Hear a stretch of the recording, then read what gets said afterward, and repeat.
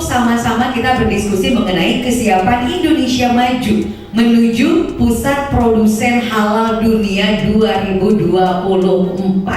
Boleh berikan tepuk tangan lagi? Dan mudah-mudahan ini tidak hanya memberikan angin segar ya, tapi juga kabar baik bagi seluruh pengusaha di Indonesia, mau dari yang mikro, mau dari yang makro, ataupun sampai yang besar sekalipun. Karena Indonesia yang maju, yang berkembang adalah bagaimana dari produsennya dapat menciptakan suasana yang menyenangkan ya dalam perekonomian di Indonesia ini. Tentunya perekonomian menjadi salah satu tonggak utama demi kemajuan negara Republik Indonesia. Bersama saya Kanisha Sastrawijaya pada kesempatan pagi hari ini sebagai MC dan juga moderator, dan saya juga mengucapkan selamat datang untuk kehadirannya kepada seluruh narasumber yang telah hadir. Yang pertama, Kepala Bidang Standarisasi Produk Usaha Mikro dari Kemenko UKM, Bapak Baihaqi, terima kasih untuk kehadirannya. Kemudian narasumber 2, Koordinator Pembangunan Kawasan Industri Tertentu, Laode Ikrar Hastomi. Selamat pagi Pak, dari Kemenperin. Kemudian juga narasumber ketiga, Kepala Badan Penyelenggara Jaminan Produk Halal atau BPJPH, Bapak Muhammad Adil Ikram. Selamat pagi. Kemudian juga ada narasumber keempat, Direktur Industri Produk Halal Komite Nasional Ekonomi dan Keuangan Syariah dari Kanex ya, Bapak Afdal Aliasar. Dan tentu saja hadir narasumber kelima, SVP Fulfillment Siber, Bapak Faizal Quraisy. Terima kasih untuk kehadirannya. Ya, kalau begitu kami mengundang Bapak Ibu semua untuk dapat berdiri sejenak. Kita akan sama-sama menyanyikan lagu kebangsaan Indonesia Raya.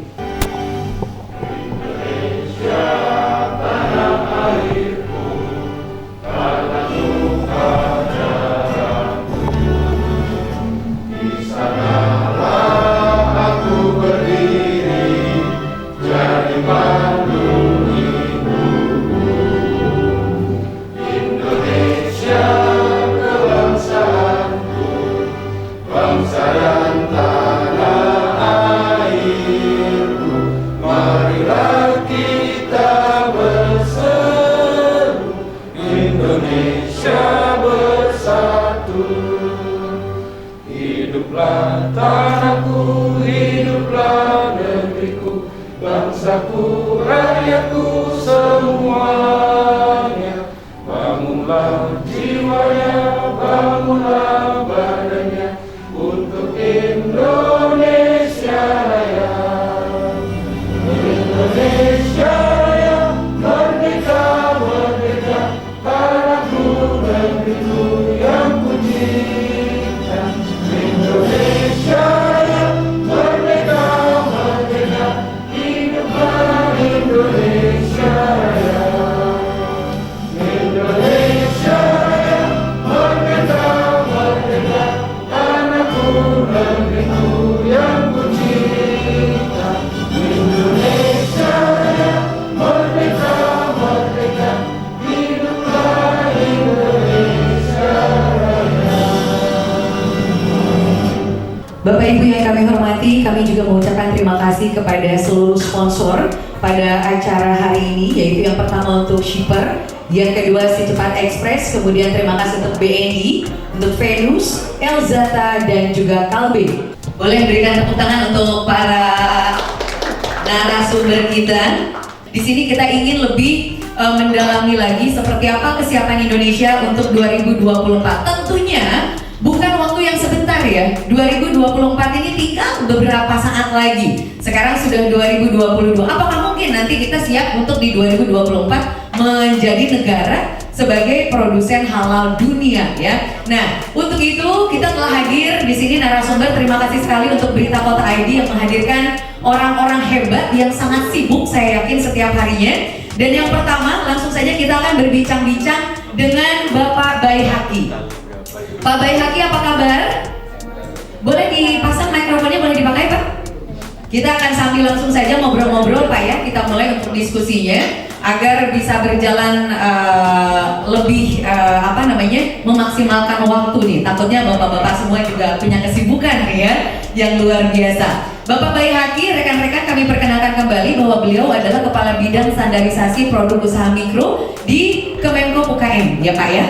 Betul ya Pak ya. Nah, di sini kita ingin mengetahui bagaimana sih rantai distribusi produk UKM dari hulu ke hilir untuk menjaga kehalalannya. Kemudian strategi seperti apa untuk meningkatkan UKM halal yang berdaya saing global tentu saja. Silakan Pak, boleh dimulai?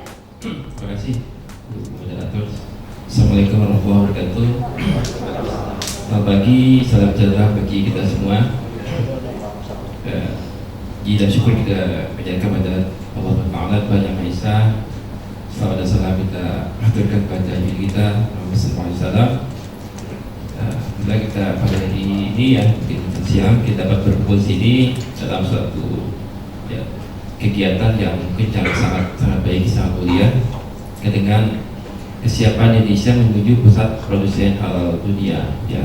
Maka ucapan juga hormat Bapak Ketua BPJPH Bapak Muhammad Adi Dirham, yang terhormat Bapak Direktur Produk Halal Nasional Ekonomi dan Keuangan Syariah Bapak Abdul Alisa, Chief Marketing Officer PT Sinar Express, CEO dari Co-Founder Zipper, Senior Editor Berita Kota, para narasumber lainnya tidak saya sebutkan namanya. Mungkin materi saat ini cukup menarik ya, terkait dengan kesiapan Indonesia menjadi produsen halal dunia. Di sini kami dari Kementerian Koperasi ini kalau kita bicara dan mungkin skalanya hanya sebatas mana kesiapan atau UMKM Indonesia terkait dengan mungkin nanti terkait dengan keuangan atau mungkin masalah kebijakan halalnya mungkin dari sekalian dari instansi yang berwenang gitu. Kita tahu bahwa memang misalnya isu halal sangat penting ya, karena adanya undang-undang nomor 39 ya, nomor 3 terkait dengan tahun 2014 ya, terkait dengan dalam produk juga PP 39 tahun 2021. Jadi cukup lama sejak undang-undangnya keluar tahun 2012, PP-nya baru keluar 2021. Yaitu didorong oleh lahirnya undang-undang 11 ya, 2020 diciptakan. Jadi memang situ terkait dengan UKM memang pemerintah mendorong sebanyak mungkin UMKM terbesar mikro kecil yang saya mendapatkan produknya untuk servis halal, karena memang undang-undangnya juga situ mengamatkan bahwa batasnya tahun Oktober 2004 ya untuk produk yang makanan minuman harus bersertifikat halal. Jadi sangat penting ya. Memang terkait dengan sekarang kesiapan dari pelaku UMKM. Jadi halal sendiri memang kalau kita lihat Indonesia halal ya kan banyak penunjangnya, nggak cuma masalah makanan minuman, tapi terutama saya lihat juga datanya yang dirilis kan penunjang utama juga ada dari sektor keuangan. Di sektor keuangan ya terbesar untuk menyumbang terhadap industri halal. Jadi seperti itu di 60% lebih saya lihat seperti itu. Dan perbankan mungkin sekarang Indonesia mungkin yang paling menonjol ya adanya Bank Syariah Indonesia BSI ya, yang lebih apa ya, yang ngerti dari beberapa bank syariah ya, mungkin dia mungkin juga kalau dipertanyakan apa ya peran BSI atau peran perbankan syariah juga terhadap perkembangan bisnis halal ya, itu kan masih perlu datanya lebih rinci gitu, karena memang kalau menjadi produsen itu kan basisnya memang harus arahnya memang mengembangkan pada produk-produk yang produk halal yang diakui. Jadi tapi memang kalau kita lihat kalau perbankan kan kalau perbankan syariah lihat memang kebanyakan transaksinya memang akadnya masih agak merubah akad jual beli, tapi yang penting kan sebenarnya akad mudharabah akad ya atau musyarakah seperti itu. Jadi memang sebenarnya kalau dari sisi kehalalan kan lebih sekarang ada berkembang kayak peer-to-peer lending ya, peer-to-peer lending atau equity crowdfunding. Itu jelas ya bahwa mereka walaupun tidak ada label misalnya syariah, tapi prakteknya sudah sangat syariah karena segitu berapa kan ketahuan berapa jumlah UMKM-nya atau baik ada bisa kita tahu targetnya berapa. Jadi segitu itu keuntungan dari kita ya, yang datanya yang valid by name by address, tidak ada pin atau data cuma sebatas data agregat.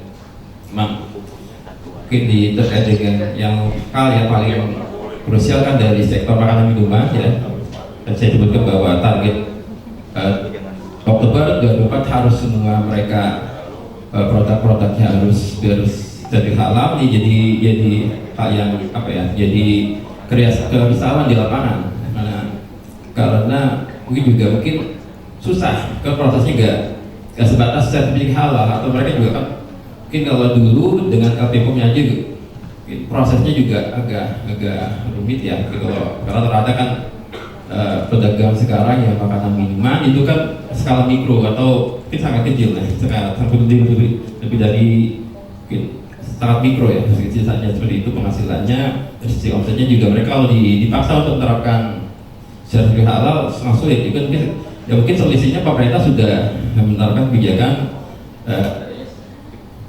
self declare, jadi self declare biayanya bagi usaha mikro kecil gratis ya, itu kan. Tapi juga di situ kan persyaratannya juga banyak, harus mereka punya penjualan halal, juga harus dari sisi dokumentasi harus isi dokumennya, ada juga harus punya di BP juga ada pemilik halal. Jadi sertanya awal dasar declare gratis, tapi juga ada untuk produk-produk tertentu ya, mungkin kalau produk-produk yang berbahan baku seperti daging gitu atau itu tidak bisa masuk ke self declare, tapi kita tahu bahwa di lapangan berapa banyak misalnya usaha yang terkait dengan produk makanan seperti ada atau bakso atau mie ayam, soto, sate atau ayam bakar, ada yang macam-macam, ada itu goreng, sangat banyak di lapangan. Jadi tapi mereka itu kan nggak bisa saya declare itu kan karena bahan bakunya bahan baku ya daging. Tapi kalau mereka harus menerapkan itu, nah itu yang kesulitan mereka karena dari sisi SDM-nya terbatas, dari sisi juga ya, juga kalau jelas rumah produksinya juga kalau dipaksakan juga tidak bisa memenuhi syarat gitu. Jadi masalahnya memang dia jika jadi masalah halal ya cuma ada di hulu di masalah di sertifikasi, tapi ada terkait dengan di hilir, misalnya juga cuma di hilir tapi di hulu, masalah di dapur mereka apakah mereka bisa memenuhi syarat untuk menerapkan sistem jaminan halal itu. Jadi kan ada terkait dengan dapur yang harus yang bersih, higienis juga itu. Memang ini jadi saya lihat jadi suatu masalah karena di Indonesia kan sertifikat halal kan sifatnya jadi mandatory, wajib ya itu. Berbeda kalau saya lihat kalau di negara tetangga kalau Malaysia masih walaupun ya juga mereka udah mungkin lebih maju ya dari hal itu, tapi masih voluntary, masih sukarela. Tapi mereka ya seperti halalnya memang lebih mereka juga sudah comply dengan standar keamanan pangan seperti HACCP atau GMP seperti itu. Jadi kalau diterapkan di Indonesia memang susah. Tapi kalau begini, kalau ke arah sekarang arahnya ingin nyasar bisa menjadi produsen halal dunia ya, dengan melibatkan pelaku UMKM yang jumlahnya sangat besar, itu masalahnya maka bisa memenuhi juga halal itu bagian dari persyaratan untuk yang terima konsumen jadi mahal. Mungkin ada standar keamanan pangan, ada mungkin HACCP atau ISO 2022 seperti itu kan, itu juga lebih ketat standarnya. Jadi jangankan bentuk standar keamanannya ketat seperti HACCP yang halal self declare ini memang susah banyak sih. Jadi di lapangan masalahnya bukan cuma di hilir ya, di masalah sertifikasi, masalah di hulu, di dapur-dapur para pelaku UMKM. Jadi ini nggak cuma lagi masalah sertifikasi halal, juga mungkin di BPOM susah menerapkan, soalnya BMD itu susah, atau menerapkan GMP susah karena dapurnya biarkan dapurnya bercampur dengan dapur rumah tangga ya seperti itu. Jadi yang kalau mereka ingin menerapkan halal lagi menjadi salah satu bagian dari rantai pasok halal global ya harus banyak usaha. Jadi kami sih ini, mereka kalau sekarang ini UMKM kan costnya tinggi ya, serba tinggi. Mereka soalnya punya produk walaupun penghasilannya atau omsetnya enggak banyak, tapi mereka harus punya merek sendiri, harus bayar merek kan, terus kalau sertifikasi halal harus bayar, suatu nanti juga harus misalnya keamanan harus bayar, macam-macam itu harus yang mereka keluarkan belum. Sementara SDM terbatas ya. Itu kalau mereka sendiri-sendiri costnya besar, dan walaupun mereka bisa memproduksi, tapi kalau ketika ada permintaan yang besar juga tidak bisa dipenuhi. Tapi kalau UMKM mungkin arahnya kan sebenarnya kalau kita lihat sudah ada konsep untuk sebagai peran dari Kementerian Koperasi ya untuk UKM ya Pak ya, dan mudah-mudahan ini juga dapat diterima dengan jelas oleh teman-teman media bahwa dari Kementerian Koperasi sampai saat ini untuk ke kuliner berarti memang belum 100% ya mungkin Pak kalau kita berhitung persentase ya, karena hanya masih untuk usaha-usaha yang lain ya Pak ya di Indonesia ini ya Pak. Seperti apa dukungan yang diberikan Kemenperin dalam akselerasi pengembangan kawasan industri halal, dan bagaimana ada evaluasikah atau pengembangan kawasan industri halal yang ada di Indonesia saat ini Pak? Silakan. Jadi kami dari Kementerian Perindustrian, kami mewakili Direktur Jenderal KPAI. Jadi kami saat ini sedang fokus lah dalam pengembangan kawasan industri halal. Jadi memang kalau kita mau bicara keseriusan pemerintah dalam pengembangan industri halal ini, itu kita bisa menjamin bahwa pemerintah saat ini serius gitu dalam pengembangan industri halal. Yang kami dari 2 hari ini sama Pak Afdal dia lagi menyusun master plan pengembangan kawasan pengembangan industri halal di Indonesia. Jadi udah 2 hari ini, hari ketiga Pak ya, sekarang masih ada rapat nih, sama kita tinggalkan di sini untuk ikut diskusi acara perintah kota.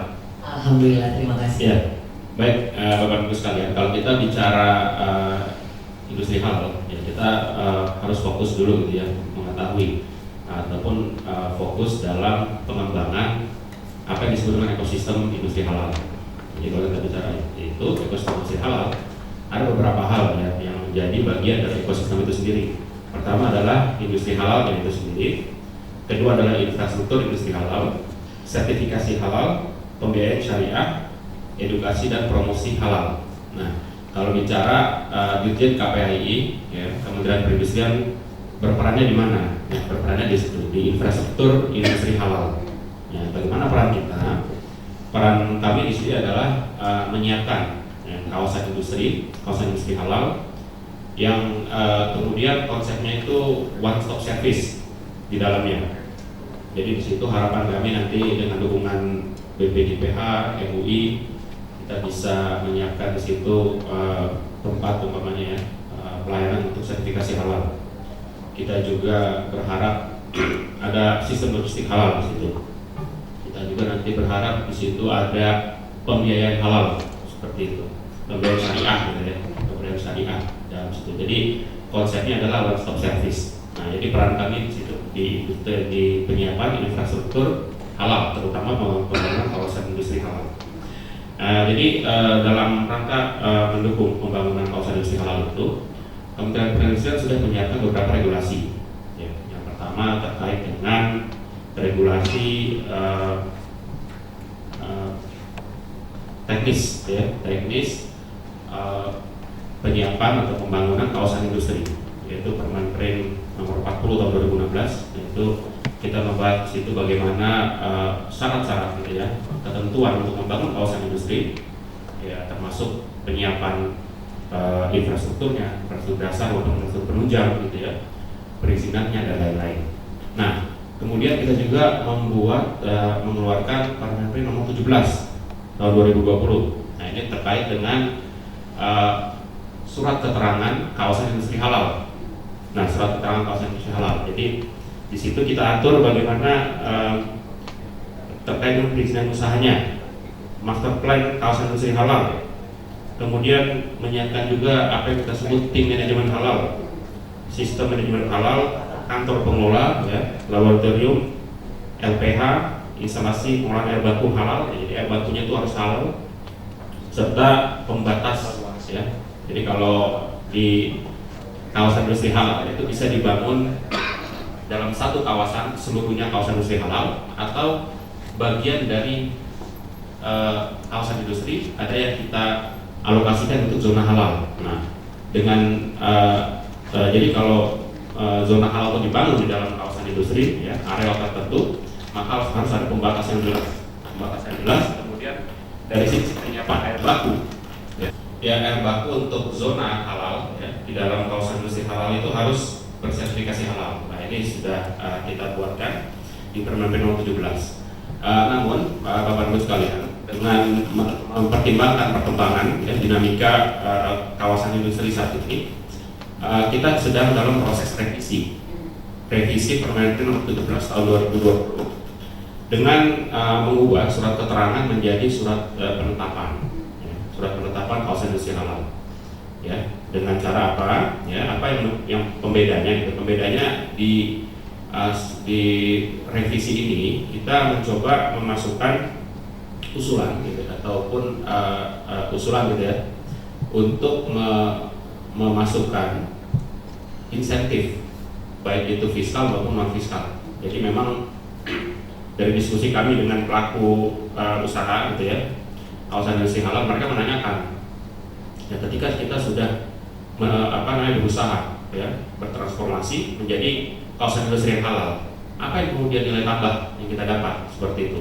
Nah, sehingga kita sudah memikirkan bagaimana kita bisa memberikan insentif, ya, untuk kawasan industri halal, baik bentuknya fiskal maupun non fiskal. Nah, ini masih digodok, ya, bentuknya seperti apa, karena kita ini isu interkementerian, ya, kita melibatkan Kementerian Keuangan di situ, ya, BKF, jadi kita perlu juga, gitu ya, untuk mengajak mereka diskusi.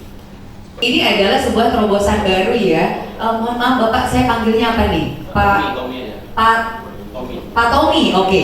Pak Tommy, berarti ini ada lingkungan yang baru, berarti ya, untuk yang diciptakan oleh Kementerian Perindustrian di luar industri yang ada saat ini, berarti ya. Kita transformasi menjadi kawasan industri halal yang green, yang eco, ya, industrial park.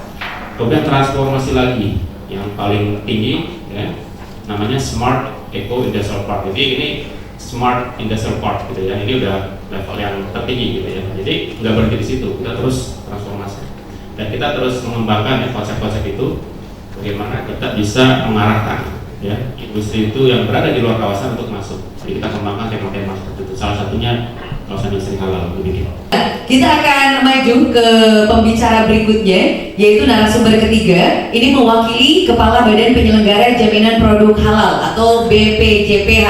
Hadir Bapak M. Arfi Hatim. Bapak, selamat siang. Silahkan Pak, bagaimana nih dari BPJPH? Baik, terima kasih. Bismillahirrahmanirrahim. Assalamualaikum warahmatullahi wabarakatuh. Selamat pagi menjelang siang, sama-sama kita semuanya.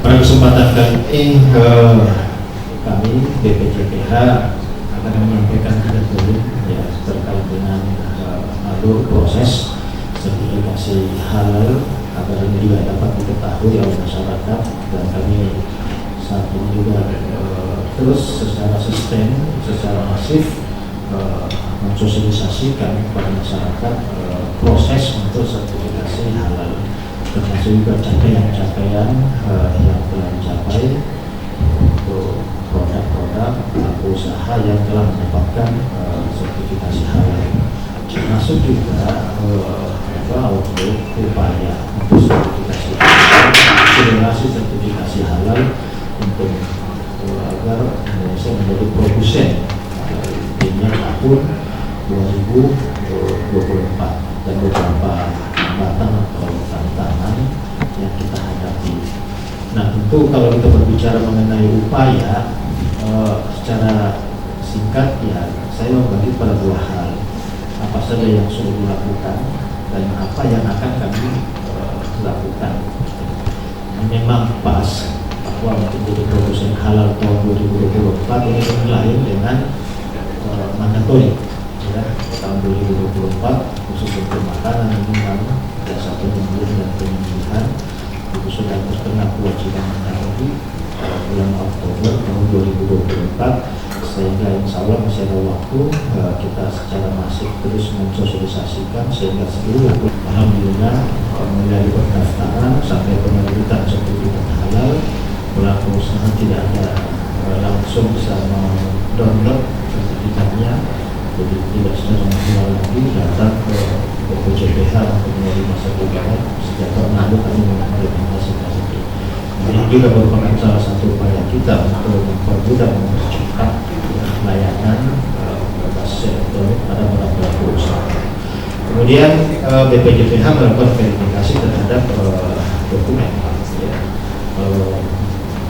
Dokumen yang lengkap, maka BPJPH melakukan pemeriksaan dokumen dan penentuan biaya atau tarif.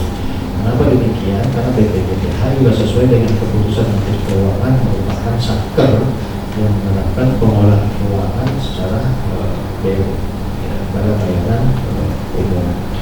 Kemudian BPJPH menerbitkan tagihan pembayaran. Setelah itu pelaku usaha melakukan pembayaran dan upload bukti bayar melalui Si Halal, yang oleh aplikasi Si Halal.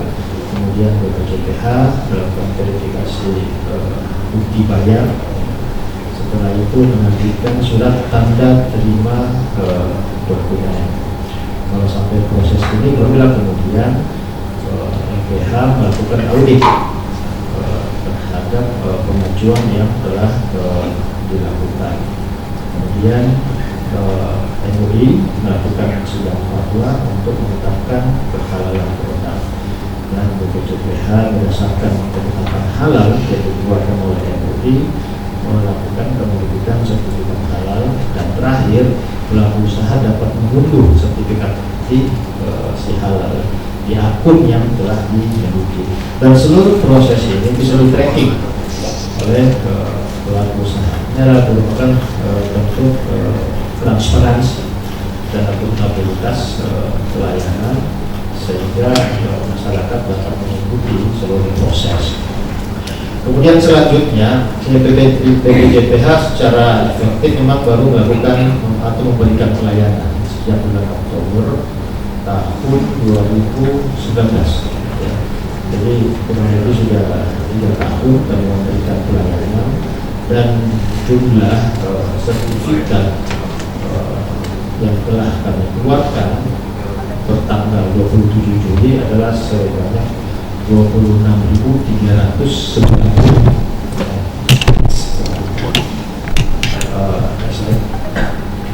dan dari 26.390 sertifikat tersebut jumlah produk sertifikat halal alhamdulillah sudah berjumlah 597.441. Rinciannya Bapak Ibu sekalian, jumlah sertifikat halal yang telah diterbitkan tadi yang untuk skala besar 3.165, kemudian menengah 2.153, dan kecil 3.401, serta mikro 17.709. Sedangkan produk yang jumlahnya tadi 197 itu rinciannya untuk pelaku usaha besar 292.839, dan untuk menengah 88.885, dan kecil 61.607, dan untuk usaha mikro 194.114. Dan ini terus berproses, day per day kami melakukan pendaftaran dan proses sampai dengan penerbitan sertifikat halal. Nah, terkait dengan beberapa kendala yang kami juga tentu harus menyadari, apalagi dalam proses sertifikasi halal ini ya dari hulu sampai hilir, atau sebenarnya dari segi cukup banyak pihak para pemangku kepentingan yang terlibat di dalamnya, yang menjadi penting memang, apalagi kalau kita melihat jumlah pelaku usaha mikro kecil termasuk besar itu cukup banyak, sehingga satu peniscayaan keharusan bagaimana pelayanan digitalisasi ini menjadi isu yang krusial, menjadi PR dari BPJPH bersama para stakeholder agar terus kami sempurnakan terus kami kembangkan semata-mata adalah untuk mempermudah dan mempercepat proses sertifikasi halal. Apalagi jumlah pelaku usaha yang terkena kewajiban halal itu mencapai puluhan juta dan tersebar sampai ke pelosok, sampai ke pedesaan, kabupaten kota, kecamatan, kelurahan, dan sebagainya. Sehingga ya tentu diperlukan sebuah layanan berbasis elektronik dan dapat mengakomodir pelaku usaha yang tersebar di seluruh Indonesia. Termasuk juga proses yang memang cukup panjang karena pelaksanaan sertifikasi halal bagian daripada jaminan produk halal meliputi mata rantai yang cukup panjang dari hulu sampai hilir sampai blok misalnya, sehingga banyak pihak yang terlibat dalam proses sertifikasi halal, khususnya bahkan untuk sertifikat, di mana kami tentu sesuai dengan amanat Undang-Undang Cipta Kerja tahun 2020 itu ada beberapa hal yang substansi yang baru yang melibatkan ormas keagamaan, lembaga keagamaan Islam, perguruan tinggi, pemerintah daerah, asosiasi dan sebagainya, termasuk juga e-commerce dan platform digital, termasuk sebuah dunia ini. Kita sudah sering komunikasi juga. Nah ini cukup penting, kami juga menyampaikan data ini audit BPJPH dalam mengakselerasikan Indonesia menuju pusat produsen halal dunia. Kalau kita merujuk tadi data ya jumlahnya kurang lebih 64 juta pelaku usaha mikro, kecil, menengah dan besar yang berbeda.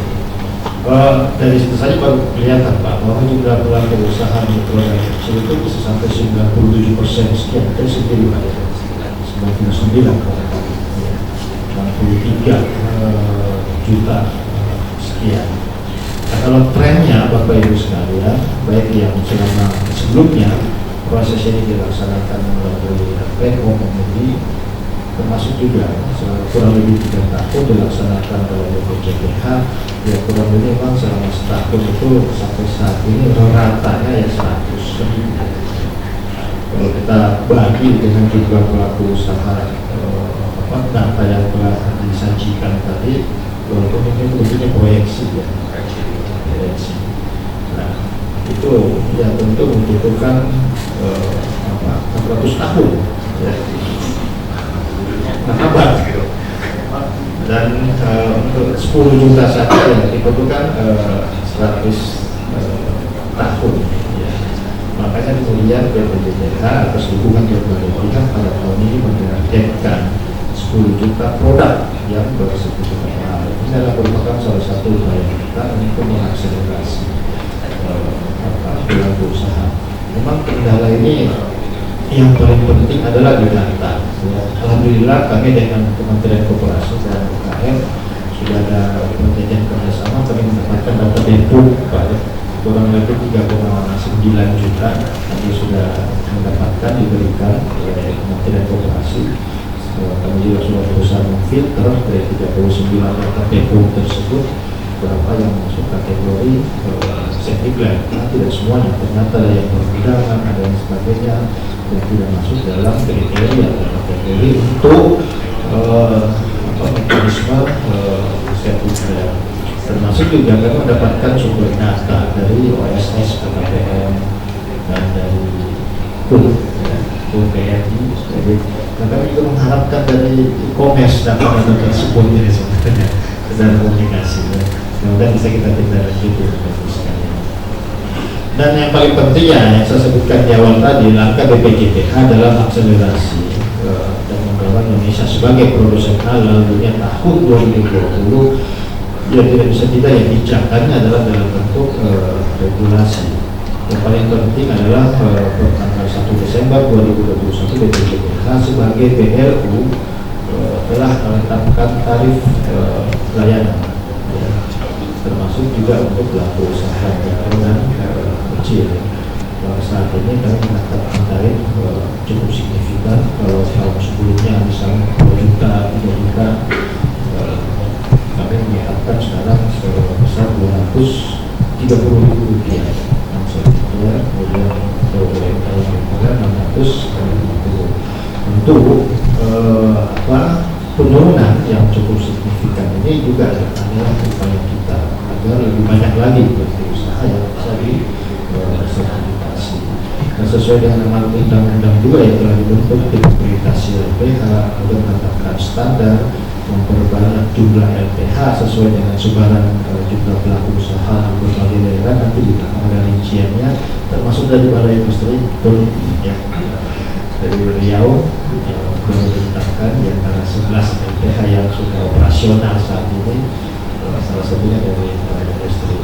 Kemudian ya kan ini melalui mekanisme self-declare sesuai dengan undang-undang CK yang perlu ada pelatihan dilakukan oleh pendamping melalui pendampingan BPH atau lembaga pendamping yang terdiri dari PT KIN, perguruan tinggi negeri atau perguruan tinggi swasta, mahasiswa, internasional Islam dan Satgas Halal di daerah. Dan kami juga sekali lagi melakukan koordinasi dan kolaborasi dengan beberapa kementerian dan lembaga, termasuk juga yang paling penting adalah dengan OSS PKP. Dan yang aktor utama, alhamdulillah kami sudah berkolaborasi dengan seluruh LPH, mewajibkan sebelum menetapkan LPH calon LPH sebagai LPH ya harus sudah berintegrasi antara sistem yang dimiliki LPH dengan CLM. Sehingga ini sekali lagi adalah mempercepat proses pelayanan secara termasuk juga dengan yang dalam konteks itu mengenerate penetapan halal yang dikeluarkan atau ditetapkan oleh sebagai gambaran kami sampaikan juga LPH sampai saat ini sudah operasional dengan 11 yang dalam proses akreditasi yang kami targetkan di awal di bulan Agustus akan ditetapkan adalah sebanyak 22 dan dalam proses verifikasi dokumen sebanyak 26 calon LPH.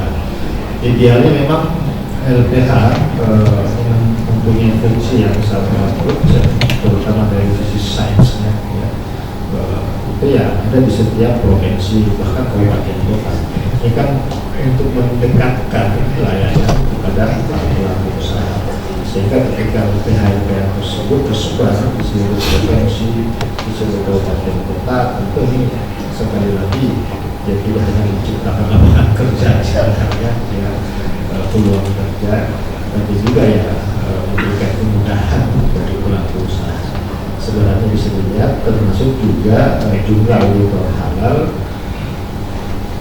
Sebetulnya nih Pak Arfi, saya sudah mendengar informasi ini beberapa bulan yang lalu karena kebetulan saat itu saya menjadi moderator juga dengan Bank Indonesia yang bekerja sama dengan wilayah Provinsi Banten, dan di situ saya baru tahu ya bahwa ada pendampingan, kemudian yang mikro ini betul-betul diarahkan. Jadi pemerintah daerahnya juga semuanya bergerak, lembaga-lembaga juga semuanya bergerak. Tapi sayangnya saya hanya berkunjungnya di Banten saja gitu. Apakah ini memang sudah merata di seluruh wilayah Indonesia atau baru tadi yang 11 saja nih? LPH-nya. Programnya yang dijalankan oleh pemerintah ini. Yang pertama ya kami secara aktif terus melakukan roadshow ke masing-masing provinsi. Betul. Agar mendapat dukungan dari Pemda setempat. Beberapa hari yang lalu saya sendiri bersama Pak Badan misalnya ke Jogja, itu langsung mendapatkan komitmen dan dukungan dari Sultan. Iya. Wow, luar biasa dong. Dan pemerintah dan seluruh. Ya. Langsung bisa berjalan ya. Iya. Langsung bisa berjalan. Karena memang itu sangat baik sekali ya. Teman-teman mungkin di sini ada mungkin informasinya belum tersampaikan. Memang ini adalah sebuah informasi yang sangat, kalau saya bilang ini amazing banget. Karena seluruh pelaku usaha dari mulai RT RW ibaratnya Pak ya, mereka dirangkul. Yuk kita buat perizinannya, yuk industrinya seperti apa, sertifikasinya nanti akan dibantu seperti ini, dan apalagi kemarin sedang program gratis ya Pak ya, itu antusias dari masyarakat juga sangat luar biasa. Untuk mikro, untuk kecil, banyak sekali sertifikasi keluar gitu Pak untuk sertifikasi halalnya dari wilayah Banten gitu ya. Makanya saya kemarin berpikirnya kalau ini kegiatannya serentak seluruh Indonesia dan bisa dilaksanakan seperti ini akan menuju Indonesia produsen halal ini akan lebih cepat lagi ya Pak ya. Mudah-mudahan. Amin. Komitmen sebenarnya, komitmen dari beberapa pihak, termasuk mungkin Banten itu dengan BI. Iya betul, dengan BI, kami dengan BI. Iya, amin kalau gitu ya Pak ya. Terima kasih banyak Pak Arfi, dan kita akan langsung ke narasumber berikutnya. Ini sudah hadir di tengah-tengah kita Bapak Muhammad Akil Irham, ya, betul? Salah. Saya salah baca. Bapak Afdal Aliasar, Direktur Industri Produk Halal Komite Nasional Ekonomi dan Keuangan Syariah atau KNEKS. Kami persilahkan Pak Afdal, ini bagaimana nih untuk potensi berkembangnya bisnis industri halal saat ini, silakan. Baik, terima kasih. Bismillahirrahmanirrahim. Assalamualaikum warahmatullahi wabarakatuh. Yang saya hormati narasumber kita Pak Skobi, Pak Yaki, Pak Arfi, Pak Faisal, dan Pak Mahanator, dan rekan-rekan media yang hadir pada pagi menjelang siang hari ini. Mungkin saya ingin mengawali terlebih dahulu. Kenapa kita, kalau dari judul ya, ini kesiapan Indonesia menuju pusat halal dunia, pusat produsen halal dunia 2024. Jadi pada tahun 2019 pemerintah Indonesia itu meluncurkan suatu dokumen strategis nasional yang sangat penting, yaitu adalah Master Plan Ekonomi Syariah Indonesia 2019, dilaunching oleh Bapak Presiden langsung. Dokumen ini berisi ada 4 pilar besar. Pertama, penguatan halal value chain, kemudian penguatan keuangan syariah, dan ketiga adalah penguatan UMKM, dan keempat adalah penguatan ekonomi digital. Jadi kalau ditanya mau kemana ekonomi syariah Indonesia, yang 4 ini: halal value chain, keuangan syariah, UMKM, ekonomi digital. Nah, ini menjadi suatu pedoman oleh para pelaku usaha, kementerian dan lembaga, stakeholder, di akademisi, dan juga semua yang terkait dengan ekonomi syariah. Nah, kita mengerucut kepada penguatan halal value chain. Bagaimana cara menguatkan halal value chain atau rantai nilai halal di dalam perekonomian Indonesia? Tentu pertanyaannya, orang bertanya dulu, halal value chain itu apa? Apa hubungannya dengan sertifikasi halal? Bagaimana kaitannya dengan industri kita? Bagaimana kaitannya dengan perekonomian kita? Oleh karena itu, kita melihat pergerakan yang ada di negara ini. Sudah ada undang-undang jaminan produk halal yang 2014, kemudian 2019 berlaku, dan BPJPH lahir 2017 sampai sekarang sudah berjalan dengan cukup baik ya, walaupun targetnya besar sekali yang harus kita selesaikan ya Pak Arfi ya. Nah, oleh karena itu kita melihat harus ada suatu komitmen besar. Indonesia tadi ingin menjadi pemimpin ekonomi syariah global. Bagaimana caranya? Cara yang paling achievable adalah mengembangkan halal. Kenapa? Rekan-rekan media dan Bapak Ibu, saya sampaikan, kalau kita ingin maju, ingin berlomba dengan negara di dunia ini, misal terkait mengenai high-tech, untuk bikin model-model begini nih, yang teknologinya sudah sangat maju, apalagi udah pakai AI dan segala macam, bikin pesawat jet itu mungkin kita butuh waktu yang lebih panjang, sementara negara lain sudah jauh di depan kita.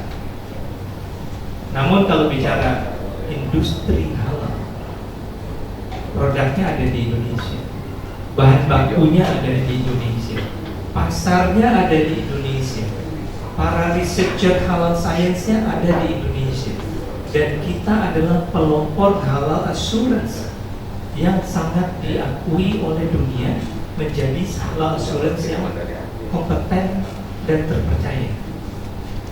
30 tahun lebih MUI mengawal ini. Kemudian sekarang diperkuat lagi ada BPJPH, MUI di bagian fatwa. Nah, ini suatu hal yang sangat achievable.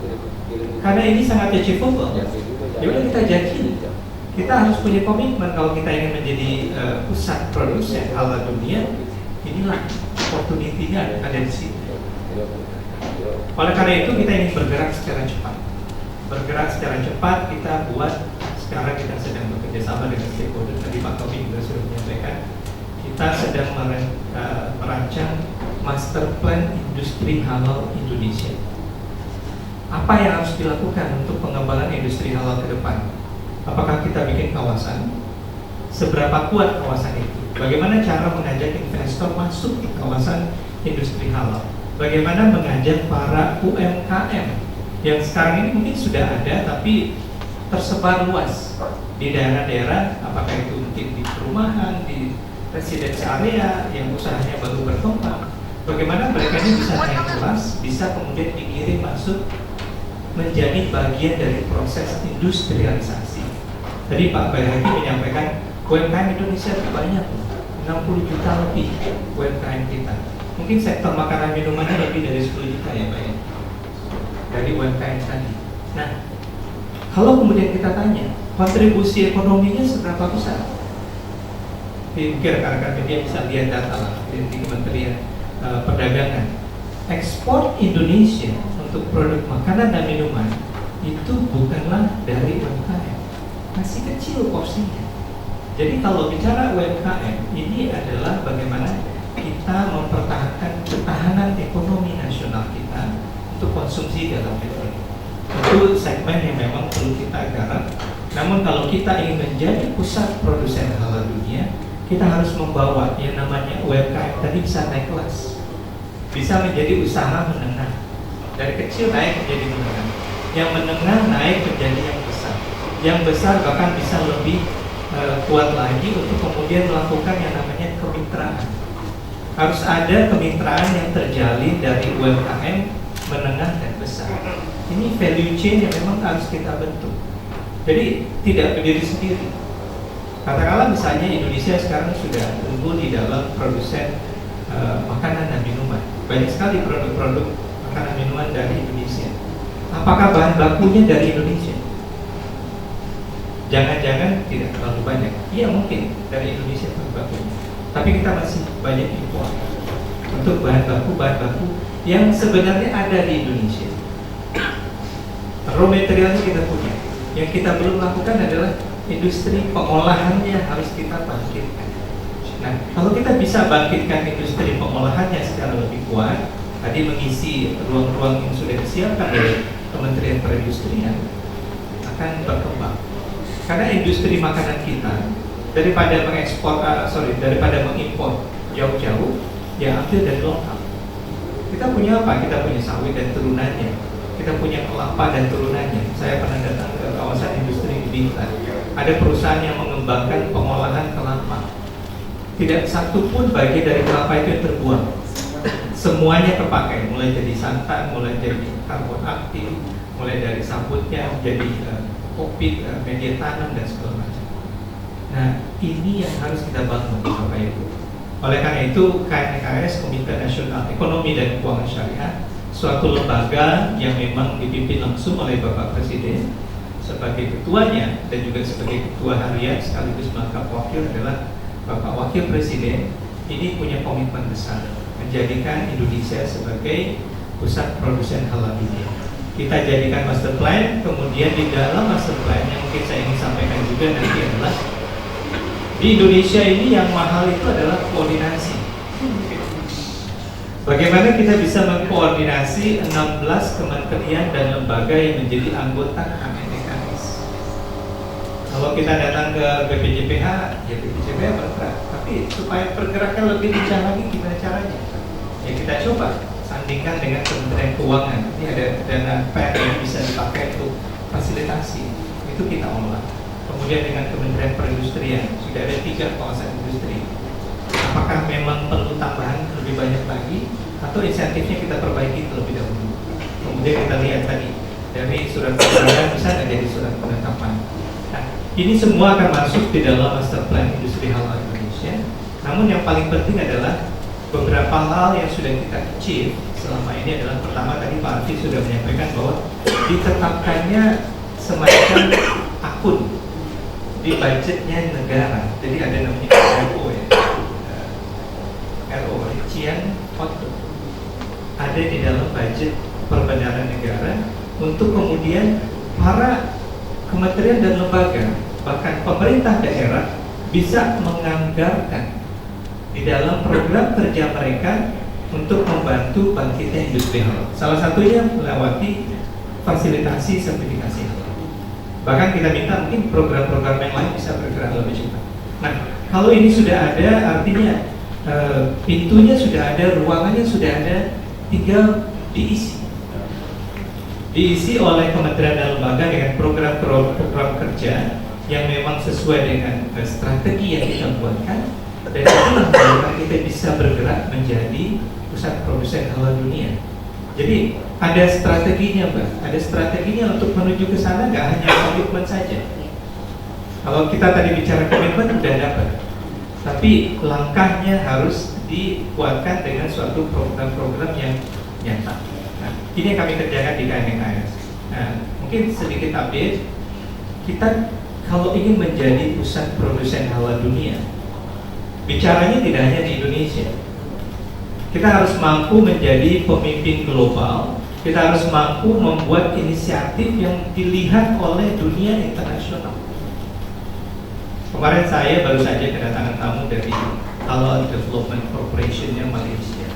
Kami sampaikan bahwa di Indonesia kita sudah buat yang namanya kodifikasi data transaksi halal ke dalam data pabean.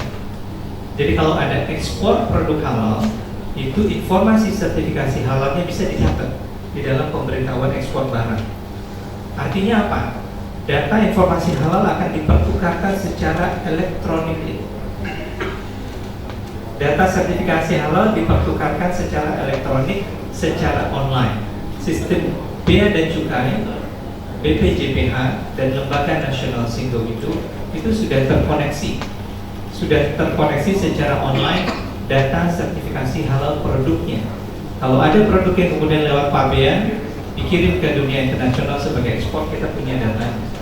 Nah, ini inisiatif global. Kalau kita angkat ini ke dunia internasional, akan memberikan suatu perubahan di dalam dinamika industri halal dunia. Kenapa? Negara tujuan ekspor kita akan mendapatkan informasi yang terpercaya.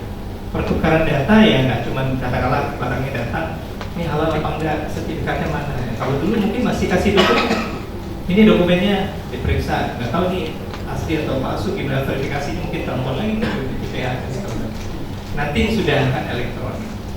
Nah, kita ingin mengangkat ini di level ASEAN terlebih dahulu, di Asia Tenggara, dan mudah-mudahan ini dipakai oleh teman-teman negara-negara di Asia Tenggara, sehingga akan kita memiliki semacam komunitas halal dunia.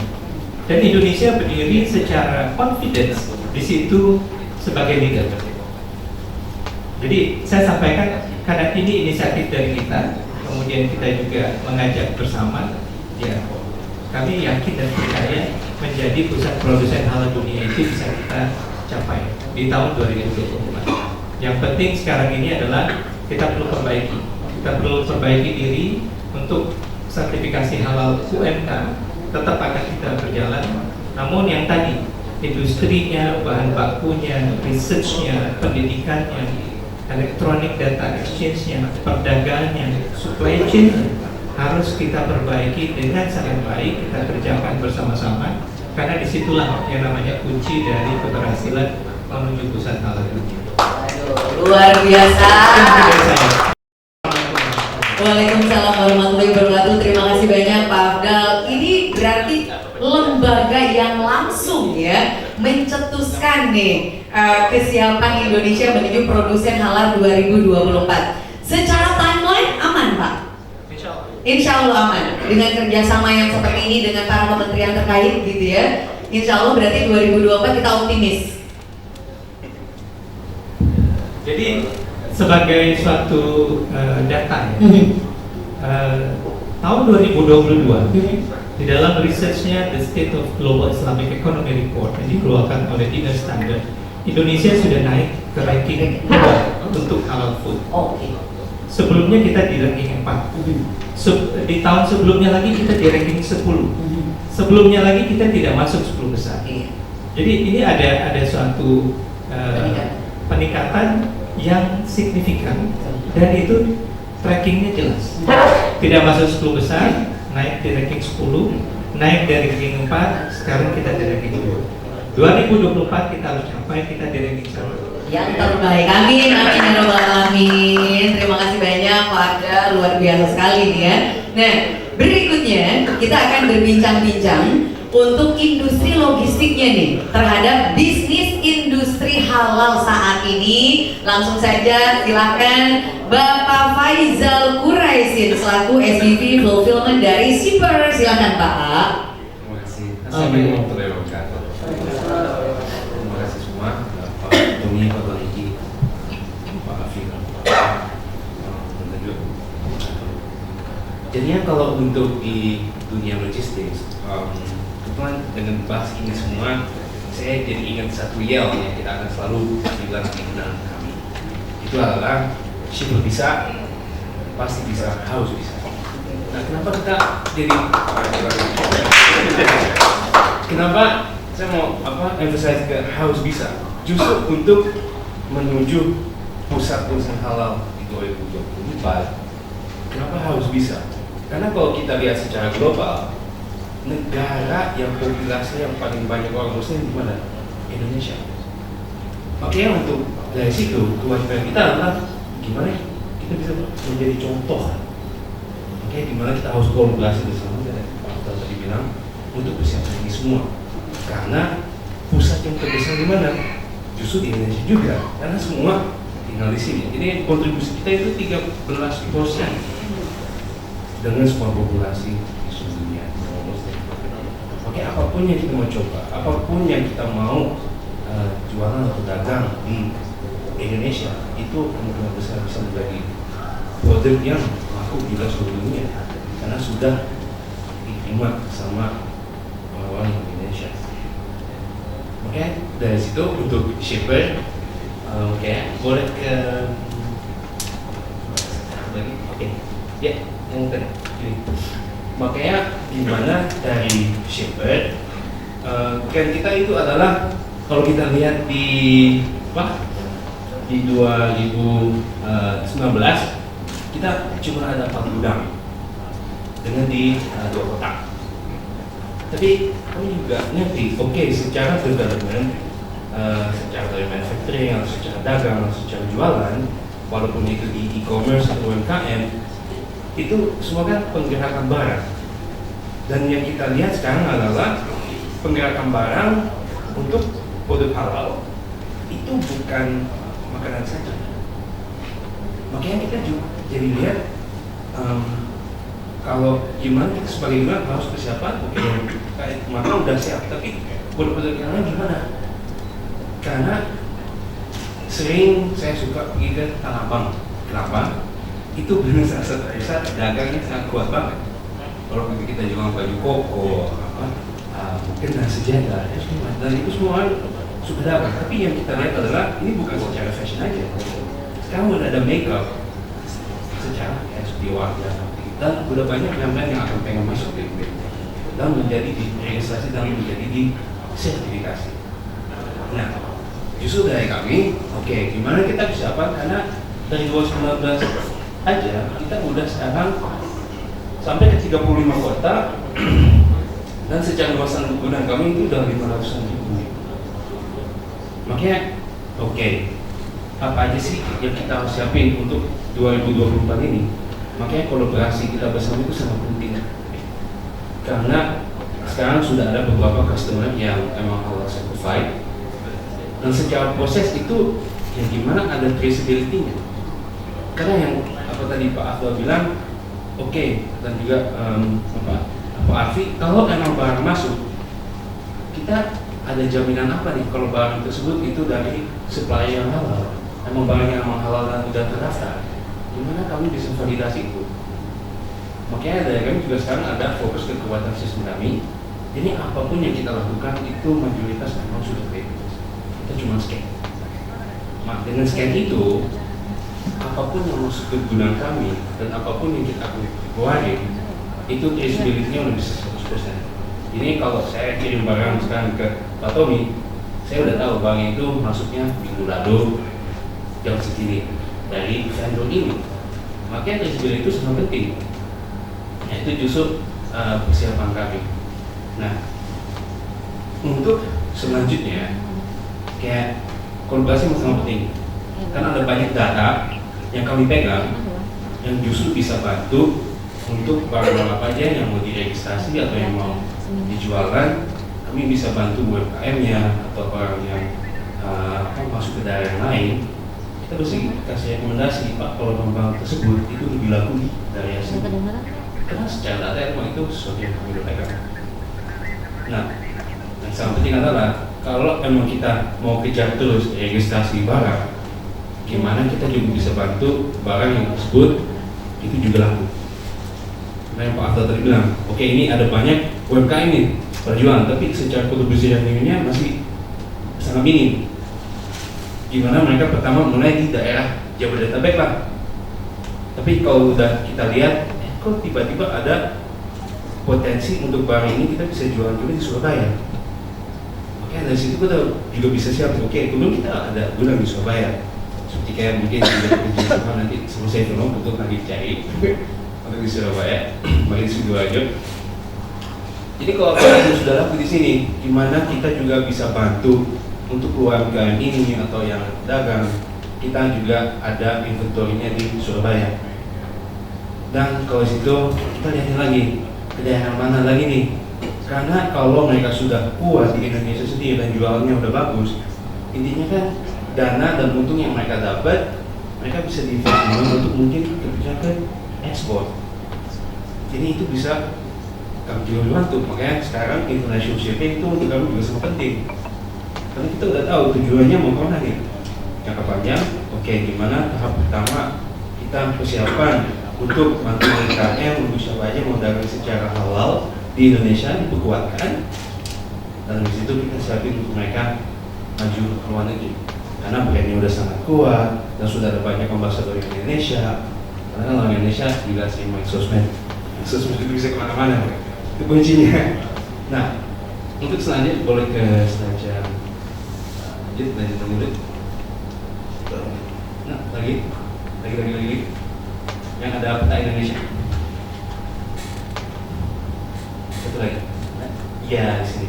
Nah, kebetulan ini udah secara ilustrasi semua gudang yang kami sudah akomodir customer halal. Ini mayoritas F&B, dan yang penting adalah kita jangan lihat secara halalnya, tapi juga dengan food safety. Maka dengan gudang-gudang ini sudah juga disiapin beberapa ruangan kondisi suhunya. Ini gimana kita bisa memastikan secara barangnya itu ditempatin secara suhu yang dibutuhkan. Sampai ada yang di Surabaya dan bisa sampai minus 20.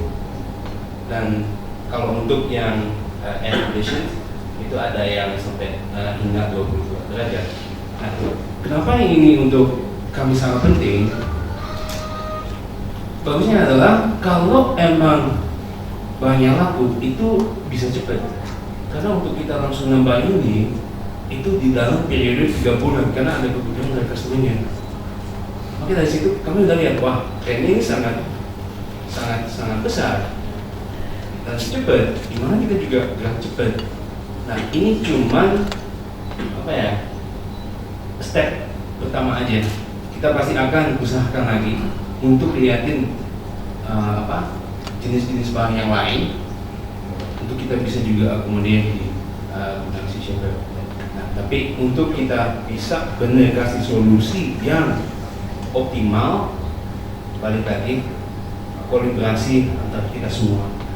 Karena memang ada banyak data yang sudah dipegang di kementerian, tapi justru ada data yang kami bisa siapin untuk akselerasi growth ini. Itu makanya kuncinya dari Shipper untuk kita bisa jadi menuju pusat halal di 2020. Oke, boleh berikan tepuk tangan Pak Faisal, luar biasa ya. Sebagai salah satu logistik yang berkembang di Indonesia, Shipper hadir ya. Ini sangat pesat sekali nih ya, hanya dalam beberapa tahun saja begitu besar gitu loh di Indonesia. Dan sangat mendukung dengan proyeksi untuk produsen halal, bisnis halal di Indonesia gitu ya, menuju pusat produsen halal dunia 2024. Karena menjadi aman juga bagi gudang ya.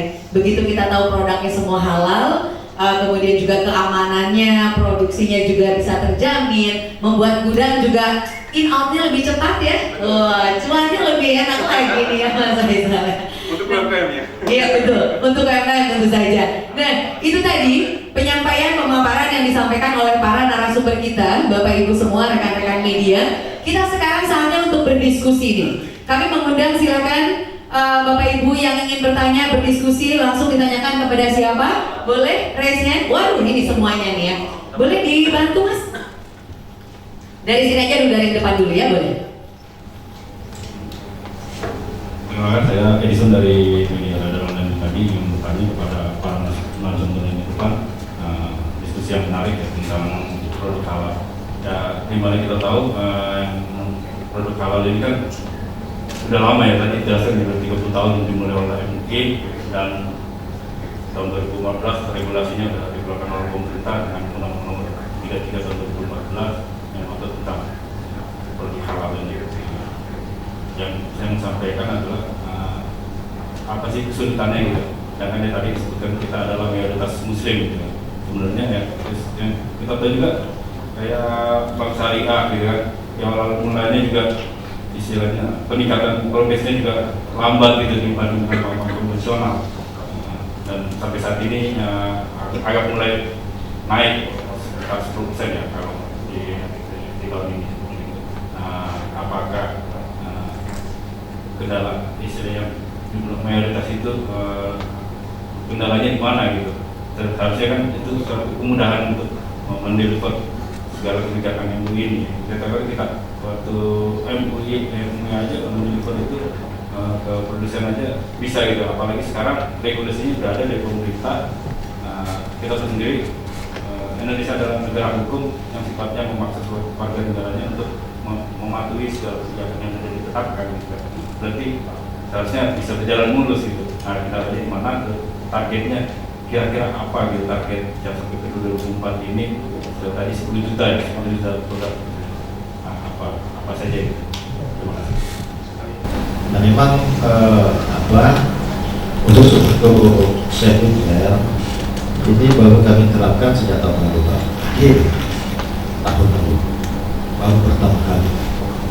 Jadi tahun lalu terus terang kami masih mencari pola, karena ini kan amanah daripada undang-undang CK, kemudian PP tahun 2021, sehingga ya kami model yang prototipe yang kemudian atau segala macam yang kami persiapkan, termasuk juga dari sisi regulasi ya. Dan dari situ kemudian kami memang harus melakukan evaluasi ya. Seperti saya sampaikan tadi, bagaimana kemudian kami merekrut para lembaga pendamping atau pendamping BPH baru tahun lalu Pak. Itu pun masih harus kami evaluasi dengan target yang sedikit banyak. Kemudian pendampingnya sendiri dalam melakukan verifikasi dan validasi. Dan ini kan khusus untuk pelaku usaha mikro dan kecil. Dan termasuk juga literasi sadar halal terhadap pelaku usaha mikro ini. Itu juga satu tantangan tersendiri. Kemudian misalnya ada yang beranggapan atau menyatakan bahwa tanpa halal juga produk saya laku kok. Padahal kalau kami diskusi dengan Pak Gol misalnya, ya dengan halal ya itu justru bisa meningkatkan yang tadinya apa namanya menjadi formal ya.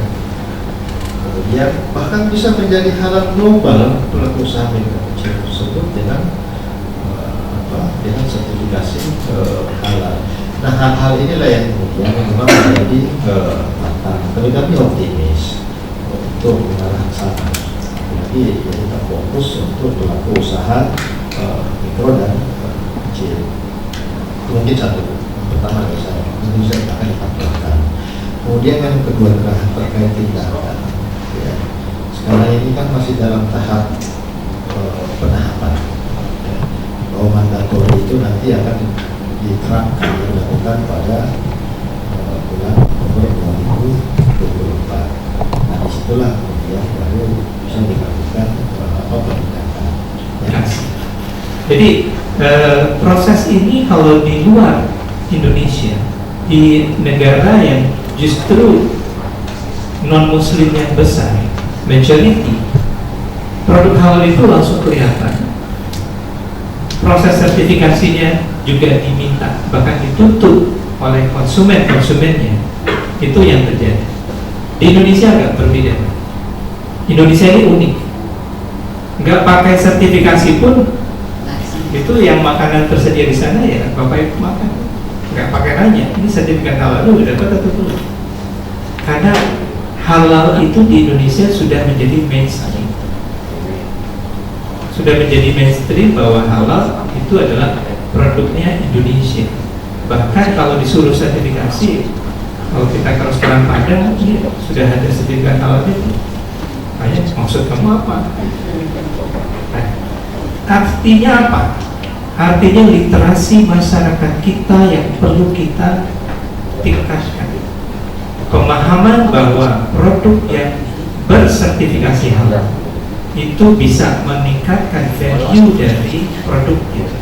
Ini harus dipahami oleh pelaku usaha, baik dari besar korporasi, menengah, kecil, bahkan sampai yang mikro.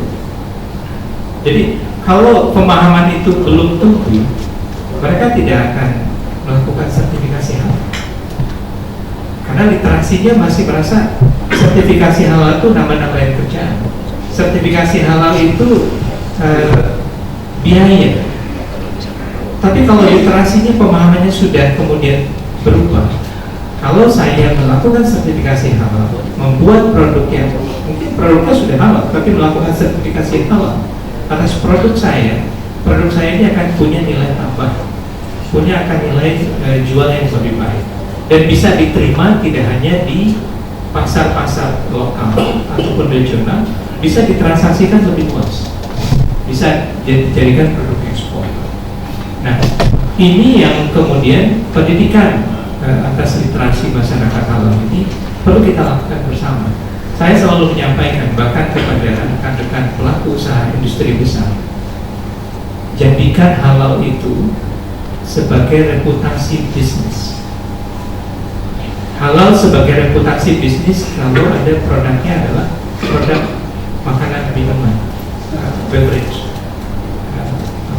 FMCG produk. Kalau dia jadikan halal sebagai reputasi bisnis, mereka akan langsung berpikiran semua produk saya akan saya sertifikasi halal, akan disiapkan mulai dari sistem manajemen halal, bahkan kemudian pengelolaan SOP sampai supply chain pergudangannya mereka akan keluar. Dan kami temukan itu Bapak, multinational company yang kita bicara dengan KNKS menyampaikan kami laksanakan itu. Pabrik mereka adalah pabrik yang pertama kali disertifikasi halal, sampai sekarang bahkan mereka membuat yang namanya program Muslim Center of Excellence, menjadikan Indonesia sebagai pusat produsen pengembangan research produksi produk halal, tidak hanya untuk konsumsi di Indonesia, tapi untuk konsumsi produk mereka di negara lain. Indonesia pusatnya. Nah, pola ini harus dipahami juga oleh teman-teman kita pelaku usaha yang kecil, apalagi yang mikro. Namun tentu tidak mudah.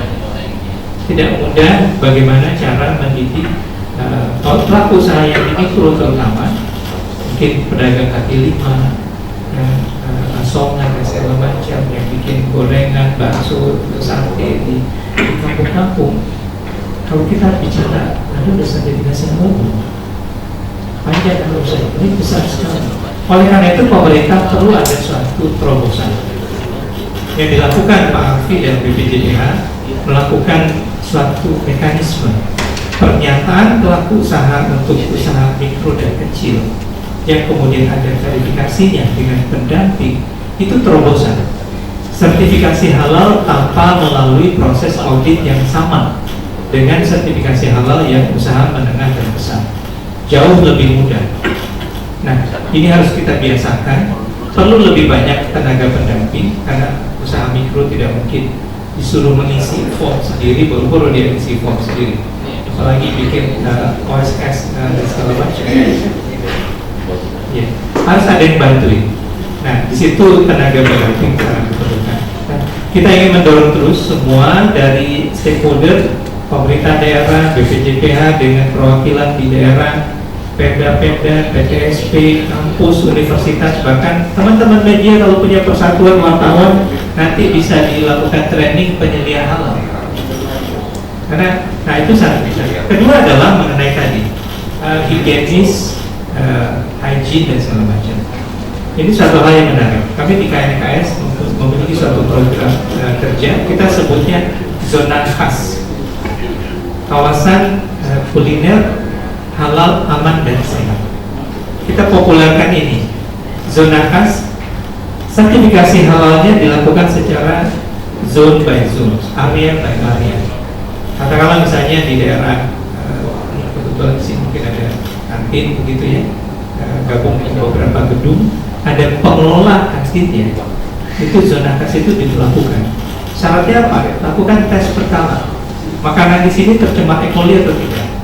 Ada salmonella bakterinya atau tidak? Dinas kesehatan turun tangan. Mereka mau untuk bantu Pak, untuk kemudian lakukan itu checking di sana. Nah, kalau memang sudah terbiasa, nanti baru dimulai ada namanya hygiene rating. Orang kalau mau beli, kalau kita di luar negeri kan lihat dulu ini bintang berapa, food safety-nya. Oh, kalau bintangnya udah 4 ke atas atau 5 ya udah saya belanja di situ. Tapi kalau bintangnya masih 3, kayaknya ragu-ragu. Nah, ini yang perlu kita biasakan. Jadi membawa masyarakat Indonesia secara literasi naik kelas, lebih paham mengenai halal, tidak hanya urusan halal itu sesuai dengan kaidah apa yang difatwakan oleh Majelis Ulama, tapi ada standar-standar yang perlu diikuti. Kenapa? Kalau usahanya naik kelas, otomatis perekonomiannya, dunia perdagangannya akan juga bisa berkembang. Kita akan menuju negara maju kalau kita memang mau untuk melangkah maju. Nah, ini yang mungkin saya minta kita bersama-sama melakukan. Ini juga ini yang lain dengan itu juga masalah keuangan syariah ya. Tapi kalau buat Indonesia kan sekarang pemerintah tuh berupaya juga meningkatkan gimana market share dari perbankan syariah itu meningkat ya. Sekarang ini masuk berapa? Dari 22% ya market share. Udah sampai belum ya? Itu makanya perlu beda. Kan itu kan juga mungkin di sana sih, mungkin Malaysia pada dulu di atas 20% sampai 40% ya market share tadi si perbankan syariahnya. Indonesia sekarang sudah ada kalau di merger jadi ada BSI, tapi kalau bandingkan dengan bank konvensional masih jauh kan, masih kita masih kecil gitu kan. Lagi itu internal terkait dengan pengembangan dunia halalnya atau industri halalnya di Indonesia. Mereka dalam mengembangin kawasan halal seperti itu kan. Juga masalahnya juga gini terkait dengan tadi antara halal dengan higienis ya, halal dikaitkan mereka juga kalau sertifikat halal di Malaysia dari awal ini juga kayak sepakatnya dengan keamanan pangan, dengan GMP-nya jelas, ACCP-nya sebenarnya kan di Malaysia itu sudah comply gitu, halalnya memang pasti darah halal atau tidak higienis. Kalau kita kan masih, kita halal lain, nanti kalau BPOM, kalau masih ada pasti paling masih bayi RT gitu yang gaji bermahan. Nanti kalau udah skala agak menengah atau industri baru D gitu, atau itu juga ingin lebih misalnya nih pasca pasarnya ke ekspor tuh misalnya ISO 12.000 atau HCCP kan beda lagi kan level seperti itu. Jadi kalanya paling sekarang safety clear-nya kayak semacam downgrade nih ya gitu kan. Jadi pas standarnya tuh kayak terlalu tinggi ya, safety clear kan seperti itu. Apa gak tahu ya kalau safety clear ini diekspor ya kan nggak bisa seperti itu. Harus kan kalau ingin ekspor kan itu kalau jadi kayak pusat halal global kan, kayak kan sasarannya itu harus produk-produk kita diekspor, apa nggak cuma halal, standar pangan lainnya itu kan pasti harus dipenuhi gitu. Dari bayar di luar atau konsumen pasti kan banyak juga sekarang mungkin dari sisi misalnya harus organik, standar organik kalau produk-produk tertentu gitu kan, atau dia harus banyak lah hal-hal yang harus penuhi, nggak cuma masalah halal kalau ingin jadi memang sangat terkait mungkin nanti peran dari BPOM atau lembaga lain gitu kan. Juga ini juga masalah ya bukan Indonesia mungkin tadi disebutkan bahwa banyak produk-produk kita yang mungkin jualan itu yang kesannya dari Indonesia masih, karena memang kalau dibedakan jadi saya itu gini, sangat mudah kita untuk menjadi pengusaha gitu, bikin dulu di rumahan, rumahan itu terus nanti kalau misalnya ingin mengembangkan harus jual pasar lebih luas, baru kita dapatkan sertifikasinya, legalitasnya. Jadi jualan dulu baru legalitas. Beda kalau di luar, dijadikan luar tuh nggak bisa jualan kalau legalitasnya belum terpenuhi. Legalitas dia di bidang kuliner harus semuanya dipenuhi, misalnya persyaratan itu baru dia bisa jualan, tempatnya juga jelas. Kayak tapi itu juga jadi keuntungan di Indonesia karena orang bisa berusaha dengan di mana aja, juga misalnya jualan di online juga beda kalau di luar beda loh banyak. Seperti orang dengan orang Rusia itu nggak bisa jualan online itu harus izin ketat dari pemerintah, nggak bisa. Seperti misalkan berkembang kesempatan pasar perdagangan online berkembang karena mungkin mudah sih tapi masalah legalitas, masalah sertifikasi itu biasanya belakangan. Sekarang ketika udah jualan apapun misalnya ya mie ayam, bakso, tapi kalau ditanya legalitasnya seperti apa, sertifikasinya ya nggak tahu karena mereka udah jualan duluan, tapi untuk legalitasnya belum diurus atau sertifikasinya belum dipikirkan seperti itu dari saya. Iya, terima kasih banyak Pak Bayaki. Kenapa Mas? Yang penting laku dulu. Yang penting jualan dulu katanya biar bisa muter perekonomian keluarga. Indonesia ya. Dan mungkin ya pemikiran-pemikiran seperti itu yang memang harus ditingkatkan. Mudah-mudahan lah Indonesia nanti akan memang menjadi lebih baik ya Pak Bayaki ya. Silakan ada Pak Tommy, mau ada tambahan? Jadi sudah dijawab semua ya, cuma kita lihat dari sudut lain aja. Jadi kalau kami di perindustrian melihat kendala-kendala pengembangan industri halal ini seperti ini, kita melihat industri halal ini sebagai pasar baru sebenarnya, tren baru, dia bukan sektor yang baru. Jadi kendala-kendala dalam pengembangan industri halal itu sebenarnya sama saja gitu ya, dengan pengembangan kendala yang kita hadapi dalam pengembangan industri secara umum. Jadi masalah bahan baku ya, kita lihat bagaimana importasi bahan baku untuk minuman, untuk ya industri yang dijadikan industri prioritas dalam pengembangan industri halal itu masih sangat bergantung sama luar negeri. Masalah energi juga, ya, masalah energi yang mahal, masalah logistik yang mahal, itu sama saja gitu ya. Jadi untuk mengatasi kendala ya itu ya kita harus memperkuat struktur industri. Ya. Jadi kalau kita lihat ya sebagai contoh eksportir daging halal ya itu justru dipimpin oleh negara-negara yang minoritas muslim gitu ya, seperti Brasil, Australia seperti itu. Kosmetik halal sekarang Korea sudah mulai muncul ya sebagai eksportir kosmetik halal. Kenapa mereka bisa seperti itu? Karena mereka sudah punya struktur industri yang kuat. Jadi ketika ada tren baru, active market baru, pasar baru, mereka tinggal switching industrinya